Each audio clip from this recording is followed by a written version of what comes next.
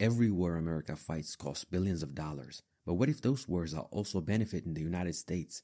Because the truth is, America isn't just losing from endless wars, it's also gaining something from them. And that's where things get complicated. So what does America actually gain, and what does it lose from these endless wars? First, global power.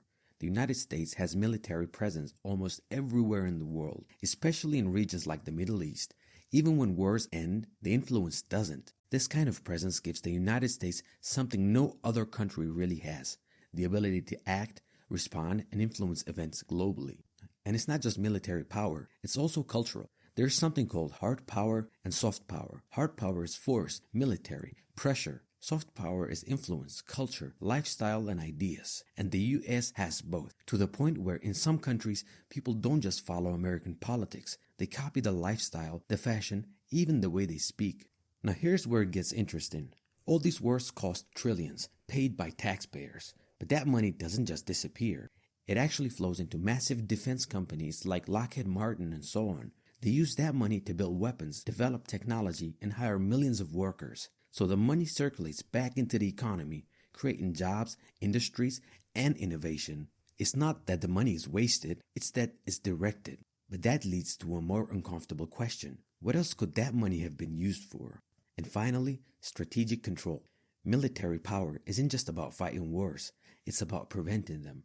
By showing strength, the US keeps rivals like China and Russia in check. For example, supporting Ukraine sends a message that the US is still willing to step in and defend its interests. So from the outside, this system looks like it works.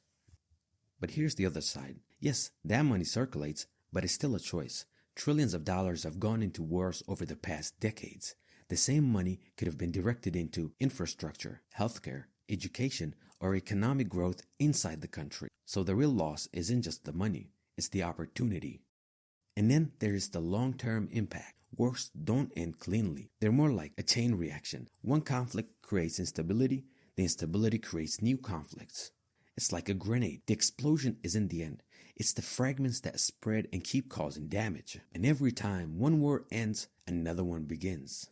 And eventually, people get tired. Inside the US, there's growing division about foreign wars and global involvement. Some believe America should stay involved, and others believe it should focus on itself. And it's happening even within the political parties.